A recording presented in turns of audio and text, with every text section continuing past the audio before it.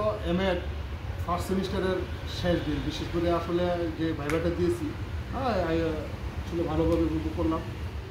Sir যা জিজ্ঞেস করলো মোটামুটি পারছি আর কি, খুব বেশি ভালো করতে পারিনি আমার মনে, আমি ভালো করতে পারিনি মনে হচ্ছে। স্যারের উত্তর সবগুলো দিয়ে দিতে পারছি। আসলে এমএতে ভর্তি হয়ে গেছি গত 1.5-2 বছর আগেই। 1 বছরের সেমিস্টার, 1 বছরের কোর্স, একটা সেমিস্টারে যদি 1.5 বছর চলে যায়, দুইটা সেমিস্টারে তো 3 বছর লাগবে, নামে না 1 বছর। ডিউরেশনটা লং হয়ে গেছে। ক্লাস করছি, ক্লাস খুবই ভালো হয়। টিটি কলেজে স্যাররা খুব ভালো, বাংলাদেশের মধ্যে একটা অনন্য। তারপর স্যারদের আজকে স্যাররা বাইরে বোর্ড বসছেন, পরীক্ষা দিতে গেলাম, স্যারে খুব সুন্দর বাস্তবধর্মী প্রশ্ন করছে। আমাকে যেটা বললো যে শালবন নাম কেন হলো, শালবন নামের উৎপত্তি কি,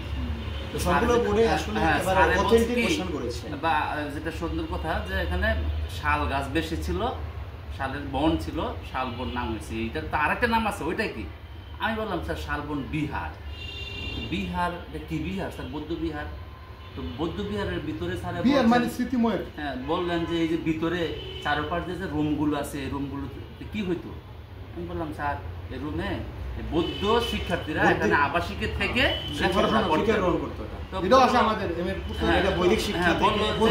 রুমের ভিতরে একটা সাইডে কোনায় একটু কিছু রাখার জায়গা আছে, এটা কি? বললাম স্যার রাতে আগুন ধরাইতো। তো একজনে বললো স্যার মোমবাতি ধরাইতো। তখন তো মোমবাতি ছিল না, মানে এক একজনে এক একটা উত্তর দিল, আমরা কেউ পারি নাই। স্যার যেটা বললেন যে একটা বাটিতে তেল রাখা হতো আর একটা নেকড়া অর্ধেকটা ভিজায় রাখতো, অর্ধেকটা উপরে রাখতো, আগুন ধরাই দিত, এইভাবে জ্বলতো। তাই মানে তখন কুপিও ছিল না, আরেকজন কুপি, মোমবাতি, লাইট কিছু ছিল না।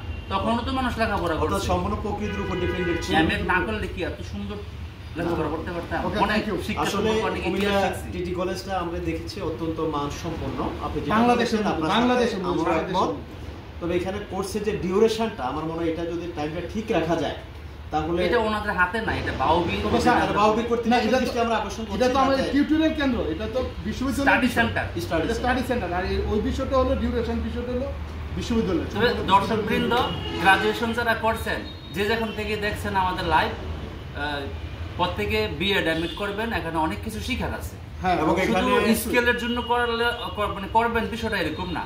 যদি লেগে যায়, শিক্ষক হয়ে যান, তাহলে টাকা পয়সা, বেতনে, ভাতায় অনেক বেশি আপনি পাবেন। তবে আমি মনে করি যে এমএড করা, কারণ শিক্ষক হিসেবে এক শিক্ষা প্রতিষ্ঠানে যেহেতু আপনি চাকরি করেন, তাহলে শিক্ষার উপরে সর্বোচ্চ একটা ডিগ্রি নিলে আপনি অনেক বেটার।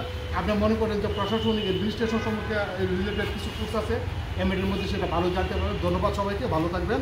মানসিকভাবে আপনি অনেক শক্তিশালী থাকবেন। আসলে শুধু এটা আমি একটু শেয়ার করে দিচ্ছি, আমরা এখানে সাবজেক্টটা বলছেন, আমরা বিএড এমএড যেগুলো, এগুলো আসলে শুধু টিচিং লার্নিং অ্যাক্টিভিটিস, যে এটা একজন টিচারকে পারফেক্ট টিচার হিসেবে তৈরি হওয়ার জন্য সবগুলো উপকরণ এখানে আছে। আবার একই সাথে আপনার যদি প্রশাসনে যাওয়ার কোনো ধরনের ইন্টেনশন থাকে বা আগ্রহ থাকে, এদিকে প্রশাসনিক দিকগুলো কিন্তু আপনার এখানে শেখার সুযোগ আছে। আমি মনে করি যে যারা টিচিং প্রফেশনে আসবেন তাদের জন্য অবশ্যই বিএড এমএড কোর্সটা করা দরকার। এটা শুধু আমাদের স্কেল লাগাবো তার জন্য, মূলত আমি আজ নিজেকে একজন পারফেক্ট টিচার হিসেবে, অ্যাডমিনিস্ট্রেটর হিসেবে আপনাকে গড়ে তুলতে সাহায্য করবে। এমএড বা বিএড বাউদুর অধীনে যদি করতে চান, তাহলে স্টাডি সেন্টার সরকারি টিচার্স ট্রেনিং কলেজকে দিবেন, আর কোনো প্রতিষ্ঠান দিবেন না।